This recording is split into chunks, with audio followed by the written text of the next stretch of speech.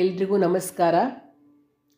ಇಂದಿನ ಸನಾತನ ಋಷಿ ಪರಂಪರೆಯಲ್ಲಿ ಕರ್ದಮ ಮಹರ್ಷಿಗಳ ಬಗ್ಗೆ ತಿಳಿಸ್ಕೊಡ್ತೀನಿ. ಸೃಷ್ಟಿಕರ್ತನಾಗಿರ್ತಕ್ಕಂತಹ ಬ್ರಹ್ಮ ಎಲ್ಲ ದೇವತೆಗಳನ್ನು, ಅಪ್ಸರಗಳನ್ನು, ಸಿದ್ಧ ಸಾಧ್ಯರನ್ನು, ಕಿನ್ನರ ಕಿಂಪುರುಷಾದಿಗಳನ್ನು, ಗಂಧರ್ವರನ್ನು, ಮನುಗಳನ್ನು ಸೃಷ್ಟಿಸ್ತಾನೆ. ಆನಂತರ ತಪೋಯೋಗ ವಿದ್ಯೆಗಳಲ್ಲಿ ಸಮಾಧಿ ಸ್ಥಿತಿಯನ್ನು ಹೊಂದುವರ್ತಕ್ಕಂಥವರು, ಋಷಿವೇಷಧಾರಿಗಳು, ಪರಬ್ರಹ್ಮನ ಆತ್ಮಸ್ವರೂಪರು ಆಗಿರ್ತಕ್ಕಂಥ ಕರ್ದಮಾದಿ ಋಷಿವರಿಗಳನ್ನು ಸೃಷ್ಟಿ ಮಾಡ್ತಾರೆ. ಅವರವರ ಅಂಶಗಳಿಂದ ಪ್ರಜೆಗಳ ಸೃಷ್ಟಿಯಾಗುತ್ತೆ ಅನ್ನೋ ಒಂದು ಆಜ್ಞೆ ಇರುತ್ತೆ. ಹೀಗೆ ಮತ್ತು ಯೋಗ, ಐಶ್ವರ್ಯ, ತಪೋಶಕ್ತಿಗಳನ್ನೆಲ್ಲ ಅವರಿಗೆ ಕೊಡ್ತಾನೆ. ಅದು ಕೃತಯುಗ. ಆಗ ಒಂದು ಸರ್ತಿ ಬ್ರಹ್ಮ ಯೋಗೇಶ್ವರನಾಗಿರ್ತಕ್ಕಂತಹ ತಪೋವಿದ್ಯೆಯಲ್ಲಿ ಗರಿಷ್ಠನಾಗಿರ್ತಕ್ಕಂತಹ ಕರ್ದಮನನ್ನು ಕರೆದುಬಿಟ್ಟು ಹೇಳ್ತಾನೆ, ಕರ್ದಮ ನೀನು ಪ್ರಜಾಪತಿ, ಕರ್ದಮ ಪ್ರಜಾಪತಿ, ನೀನು ವಿವಾಹ ಮಾಡಿಕೊಂಡು ಸಂತಾನವನ್ನು ಪಡೆದುಕೊಂಡು ಸೃಷ್ಟಿ ಕಾರ್ಯದಲ್ಲಿ ಸಹಕರಿಸಬೇಕು ಅಂತ ಕೇಳ್ಕೊತಾನೆ. ಬ್ರಹ್ಮನ ಅಣತಿಯನ್ನು ಅಲ್ಲಗಳಿಯೋಕ್ಕೆ ಆಗಲ್ಲ ಅಲ್ವಾ? ಹಾಗಾಗಿ ಕರ್ದಮ ಏನು ಮಾಡ್ತಾನೆ, ಸರಿ ನಿನ್ನ ಇಚ್ಛೆ ಇದ್ದಂತೆ ಆಗಲಿ ಅಂತ ಹೇಳಿ ಬ್ರಹ್ಮದೇವರನ್ನು ಕಳಿಸ್ಕೊಡ್ತಾನೆ. ನಂತರ ಸ್ಥಿರಚಿತ್ತವುಳ್ಳ ಕರ್ದಮ ಸರಸ್ವತಿ ನದಿ ತೀರದಲ್ಲಿ ಒಂದು ಆಶ್ರಮವನ್ನು ನಿರ್ಮಿಸಿಕೊಳ್ತಾರೆ. ಮಹಾದೀಕ್ಷೆಯಲ್ಲಿ ತೊಡಗಿ ಸುಮಾರು 10,000 ವರ್ಷಗಳು ತಪಸ್ಸನ್ನು ಆಚರಿಸ್ತಾರೆ. ಒಂದು ದಿನ ಸಮಾಧಿಯಲ್ಲಿದ್ದಾಗ ಏಕಾಗ್ರಚಿತ್ತದಿಂದ ಹರಿಯನ್ನು ಸ್ಮರಿಸ್ತಾರೆ. ಆ ಕ್ಷಣವೇ ಕರುಣಾಳುವಾಗಿರ್ತಕ್ಕಂಥ ಶ್ರೀಮನ್ನಾರಾಯಣ ಪ್ರತ್ಯಕ್ಷನಾಗ್ತಾನೆ. ಮನೋರಥವರದಾನಶೀಲ ವರದ ಆಗಿರ್ತಕ್ಕಂತಹ ಆ ಮಹಾವಿಷ್ಣು ಅವನ ಒಂದು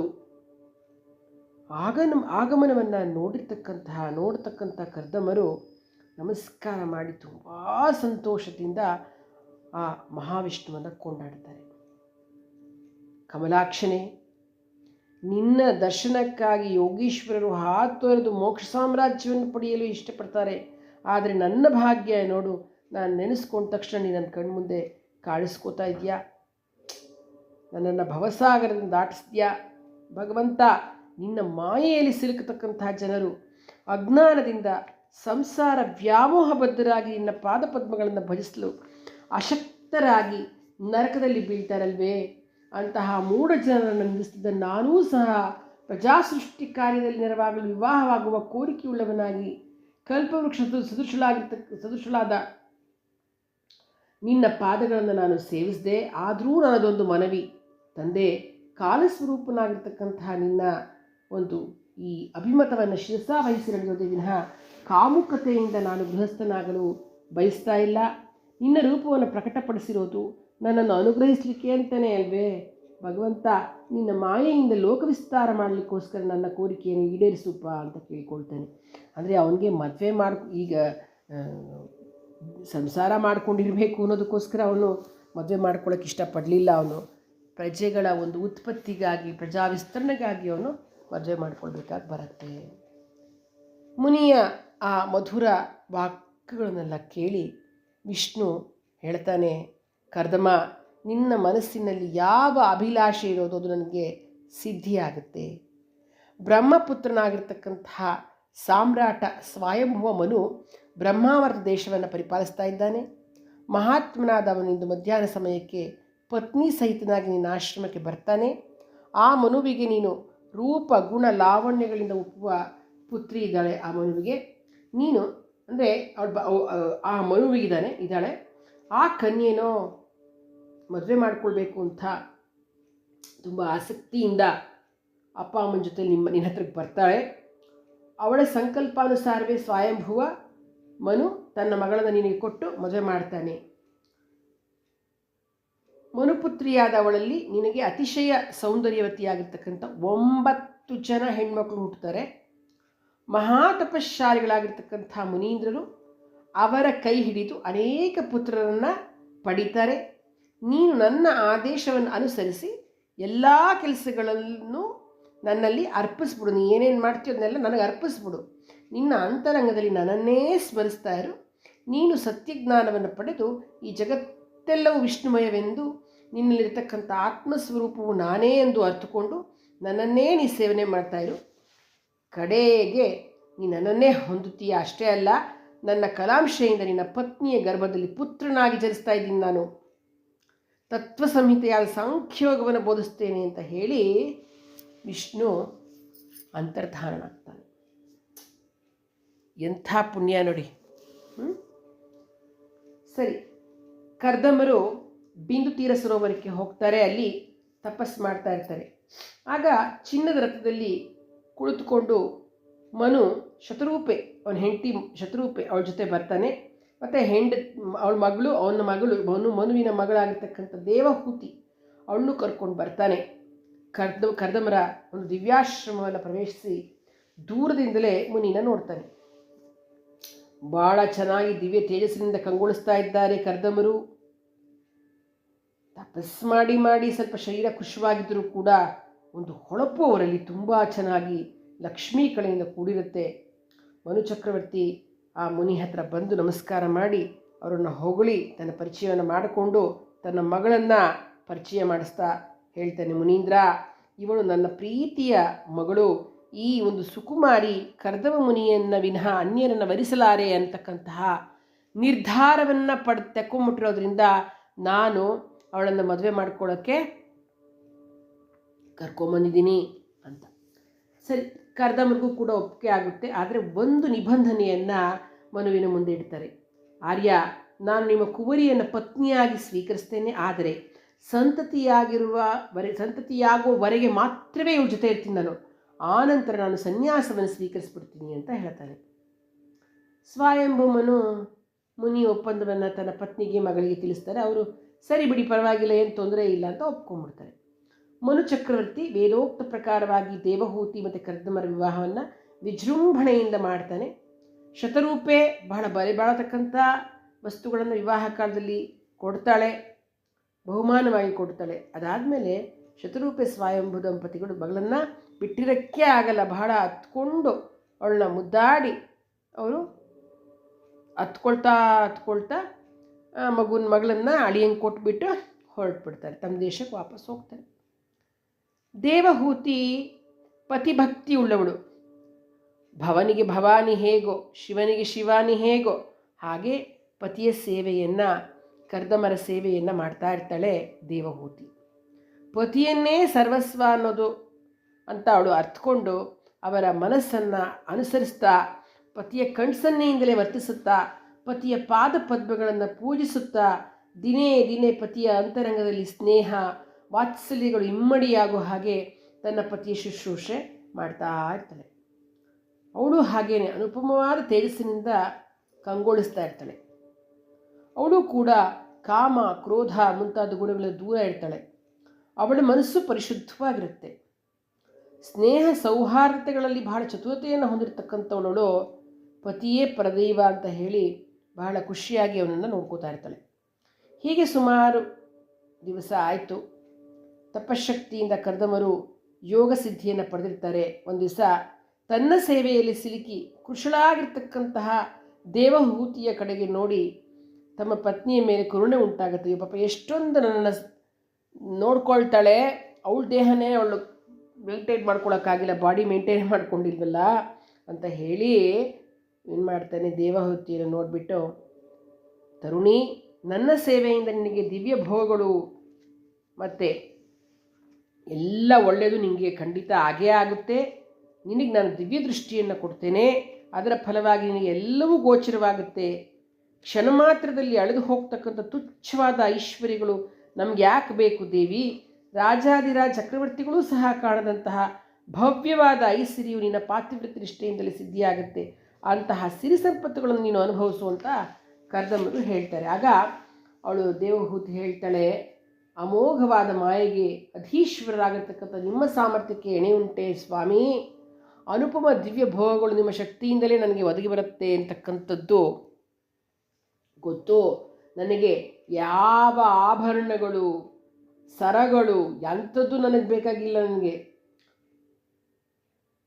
ಆಯಿತಾ, ಶರೀರ ಪೋಷಕವಾಗಿರ್ತಕ್ಕಂತಹ ಹೃಷ್ಟಪುಷ್ಟ ಭೋಜನಾದಿಗಳನ್ನು ನೀವು ಒದಗಿಸಿರಿ, ನಂತರ ತಮ್ಮ ಶರೀರ ಸೌಖ್ಯವನ್ನು ನೀಡಿ ನನ್ನ ಜನ್ಮ ಸಾಫಲ್ಯವಾಗುವಂತೆ ಅನುಗ್ರಹಿಸಿರಿ ಅಂತ ಕೇಳ್ತಾಳೆ. ಅಂದರೆ ಏನು ಹೇಳ್ತಾಳೆ ಅಂತಂದರೆ, ನಿಮ್ಮ ಒಂದು ಸಾಮರ್ಥ್ಯಕ್ಕೆ ಖಂಡಿತವಾಗ್ಲೂ ಏನೂ ಎಣೆ ಇಲ್ಲ ಅಂತ ಹೇಳಬಹುದು.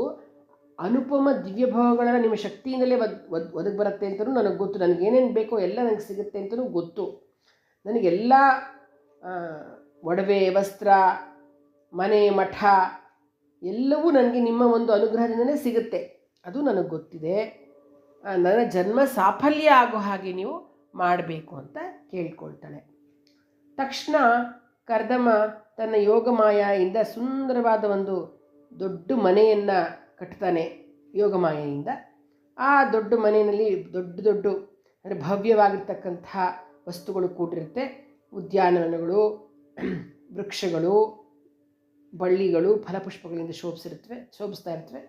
ಒಂದು ಒಳ್ಳೆಯ ಸುಂದರವಾದ ನಗರಿಯೋ ಅನ್ನೋ ಹಾಗೆ ಒಂದು ದೊಡ್ಡ ಮನೆ, ಒಂದು ವಿಮಾನವನ್ನು ಸೃಷ್ಟಿಸಿಬಿಡ್ತಾನೆ. ಆದರೆ ದೇವಹೂತಿಯ ಮೃಣ್ಮಯ ಕಣ್ಣುಗಳು ಇವೆಲ್ಲ ಕಾಣಿಸೋದೇ ಇಲ್ಲ. ಬಿಂದು ಸರೋವರದಲ್ಲಿ ಸ್ನಾನ ಮಾಡಿ ಬರೋದಾಗಿ ಕರ್ದಮರು ಹೇಳ್ತಾರೆ. ಅಷ್ಟೊತ್ತಿಗಳು ಹೋಗ್ಬಿಟ್ಟು ಸ್ನಾನ ಮಾಡ್ಕೊಂಡು ಬರ್ತಾಳೆ. ಅಲ್ಲಿ ಅನೇಕ ದಿವ್ಯ ತರುಣಿಮಣಿಯರು ದೇವಹೂತಿಗೆ ಸ್ನಾನ ಮಾಡಿಸ್ತಾರೆ. ನಂತರ ಶುಭ್ರವಾದ ವಸ್ತ್ರಗಳಿಂದ, ರತ್ನಮಣಿಮಯವಾದ ಆಭೂಷಣಗಳಿಂದ ಅಲಂಕರಿಸ್ತಾರೆ. ಕನಕಮಯವಾದ ಪೀಠದಲ್ಲಿ ಕುಳ್ಳಿರಿಸಿ ಷಡ್ರಸೋಪೇತವಾದ ಮೃಷ್ಟಾನ್ನವನ್ನು ಉಣಬಡಿಸ್ತಾರೆ. ಶುಭ್ರವಾದ ಕನ್ನಡಿಯಲ್ಲಿ ಅವಳ ಅಂದಚಂದಗಳನ್ನು ತೋರಿಸ್ತಾರೆ. ತನ್ನ ರೂಪವನ್ನು ನೋಡಿ ತಾನೇ ಬೆರಗಾಗ್ಬಿಡ್ತಾಳೆ. ಈ ವೈಭವವೆಲ್ಲ ತನ್ನ ಪತಿಯ ಯೋಗ ಪ್ರಾಬಲ್ಯವೆಂದು ಅವಳಿಗೆ ಅರ್ಥವಾಗಿ ಕಡೆಗೆ ತುಂಬ ಖುಷಿಯಾಗುತ್ತೆ ಅವಳಿಗೆ. ಪತಿಯನ್ನು ಧ್ಯಾನ ಮಾಡಿದಾಗ ಆ ಕ್ಷಣನೇ ಕರ್ದಮರು ಕಣ್ಣೆದುರುಗಡೆ ನಿಂತ್ಕೋತಾರೆ. ದೇವಹೂತಿಯೊಡನೆ ಮುನಿಯ ವಿಮಾನವನ್ನು ಅಧಿರೋಹಿಸಿದ ನಂತರ ಸಾವಿರಾರು ದಿವ್ಯ ಕಲಿಕೆಯರು ಕೂಡ ಅವ್ರ ಜೊತೆಯಲ್ಲಿ ವಿಮಾನದಲ್ಲಿ ಕೂತ್ಕೊಳ್ತಾರೆ. ನಂತರ ಆ ವಿಮಾನ ದೇವತೆಯರ ಉದ್ಯಾನಗಳನ್ನು, ಇಡೀ ಪೂರ್ತಿ ಭೂಮಿಯನ್ನು ಎಲ್ಲ ವಾಯುವೇಗದಲ್ಲಿ ಸಂಚರಿಸ್ತಾ ಇರುತ್ತೆ. ಎಲ್ಲ ತೋರಿಸ್ತಾ ಇರ್ತಾರೆ. ಅದಿದು ಎಲ್ಲ ಪ್ಲೇಸ್ಗಳನ್ನೆಲ್ಲ ತೋರಿಸ್ತಾ ಇರ್ತಾರೆ. ದೇವಹೂತಿ ಮತ್ತು ಕರ್ದಮರಿಗೆ ಖುಷಿ. ಮೋಕ್ಷದಾಯಕನಾಗಿರ್ತಕ್ಕಂತಹ ತೀರ್ಥಪಾದ ಆಗಿರ್ತಕ್ಕಂತಹ ಪುಂಡರೀಕಾಕ್ಷನನ್ನು ಯಾರು ಭಕ್ತಿಯಿಂದ ಸೇವಿಸ್ತಾರೋ ಅವರಿಗೆ ಖಂಡಿತವಾಗ್ಲೂ ಸುಖ ಸಂಪತ್ತು ಸಿಕ್ಕೇ ಸಿಗುತ್ತೆ.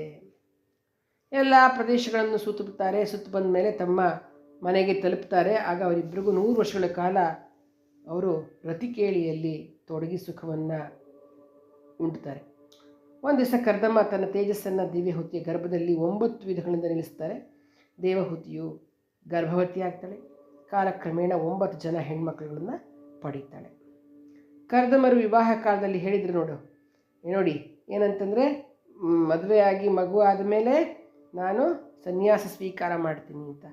ಹಾಗೆ ಅವರು ರೆಡಿ ಆಗ್ತಾರೆ. ಆದರೆ ದೇವಹೂತಿ ತುಂಬ ಬೇಜಾರಾಗುತ್ತೆ. ಹೆಣ್ಣು ಮಕ್ಕಳ ಬಾಧ್ಯತೆ ವಹಿಸಲು ತಾನು ಅಸಮರ್ಥಳು, ನನ್ನ ಕೈನಲ್ಲಿ ಆಗಲ್ಲ ಅಷ್ಟು ಜನ ಹೆಣ್ಮಕ್ಳನ್ನ ನೋಡ್ಕೊಳ್ಳೋಕ್ಕೆ ಅಂತ ಹೇಳಿ ಅವ್ರುಗಳನ್ನೆಲ್ಲ ಒಳ್ಳೆಯ ಸಂಬಂಧ ಹುಡುಕಿ ಮದುವೆ ಮಾಡಿಕೊಟ್ಬಿಟ್ಟು ಆಮೇಲೆ ಬೇಕಾದರೆ ಮುಂದೆ ನೀವು ಹೋಗಿ ಅಂತ ಹೇಳ್ತಾಳೆ. ತನಗೆ ಒಳ್ಳೆಯ ಪುತ್ರನನ್ನು ಕರುಣಿಸಬೇಕೆಂದು ನಮ್ಮ ಸುಪುತ್ರ ನನ್ನನ್ನು ಉದ್ಧಾರ ಮಾಡುವವರೆಗೂ ಸನ್ಯಾಸ ಸ್ವೀಕರಿಸಬಾರ್ದು ಅಂತ ಕೂಡ ಹೇಳ್ತಾಳೆ. ಕರ್ದಮರಿಗೆ ಸರಿ ಅವಳು ಹೇಳ್ದಂಗೆ ಮಾಡಬೇಕು ಅಂತ ಅರ್ಥ ಮಾಡಿಕೊಂಡು, ಆಯ್ತಮ್ಮ, ನೀನು ವಿಷ್ಣುವನ್ನು ಪೂಜೆ ಮಾಡು, ನಾರಾಯಣ ಒಪ್ಕೊಂಡ್ರೆ ನಿನ್ನ ಒಂದು ಗರ್ಭದಲ್ಲಿ ಅವನೇ ಬರ್ತೀನಿ ಅಂತ ಹೇಳಿದ್ದಾನೆ, ಹಾಗಾಗಿ ನೀನೇನು ಯೋಚನೆ ಮಾಡಬೇಡ ಅಂತ ಹೇಳ್ತಾನೆ. ದೇವಹೂತಿ ಖುಷಿ. ಹರಿಪರ ತಂತ್ರ, ಅವಳಿಗೇನು ವಿಷ್ಣುವನ್ನು ಭಾಳ ಚೆನ್ನಾಗಿ ಪೂಜೆ ಮಾಡ್ತಾಳೆ. ತೇಜಸ್ಸು ಅವಳ ಮುಖದಲ್ಲಿ ವಿರಾಜಿಸುತ್ತೆ. ಸರಿ, ಅವಳು ತಪೋನಿರತಳಾಗಿ ಪರಿಪರಿಯ ವಿಧಗಳಿಂದ ಭಗವಂತನನ್ನು ಮೆಚ್ಚಿಸ್ತಾಳೆ. ಸ್ವಲ್ಪ ವರ್ಷ ಆದಮೇಲೆ ಕರ್ದಮರ ಸಮಾಗಮದಿಂದ ಪುನಃ ದೇವಹೂತಿ ಗರ್ಭವತಿ ಆಗ್ತಾಳೆ.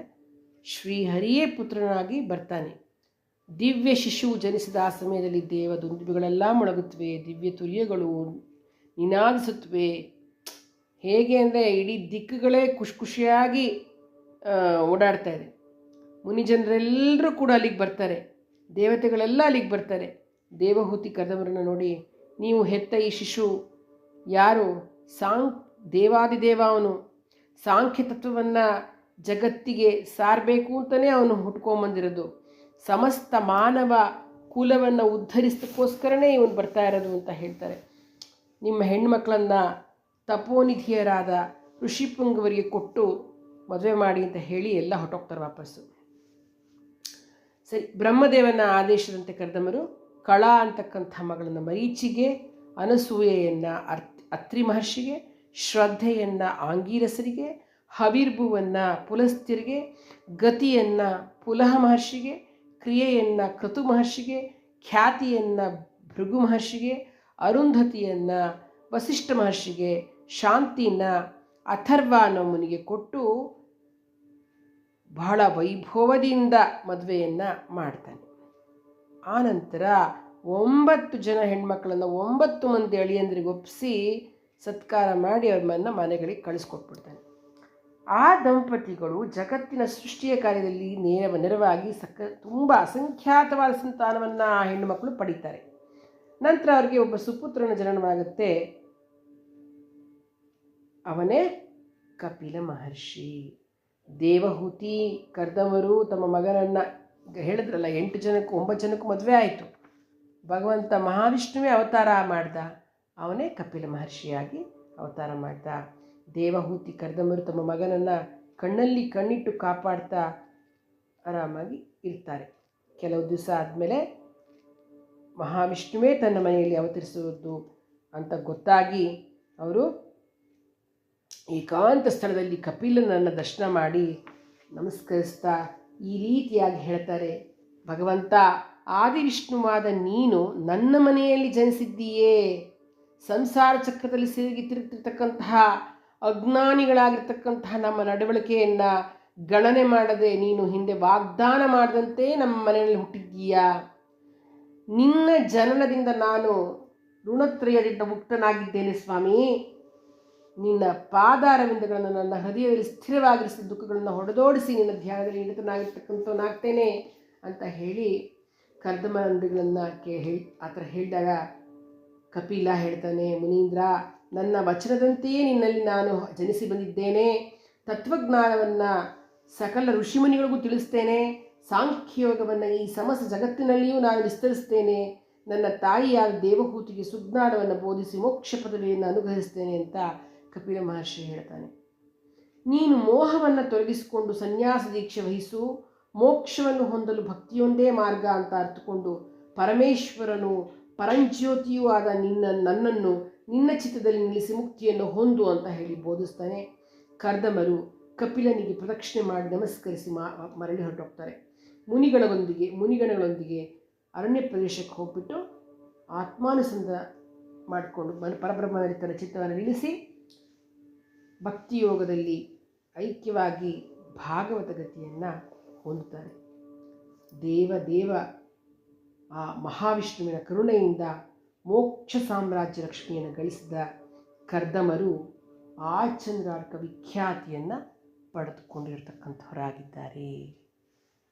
ಧನ್ಯವಾದಗಳು.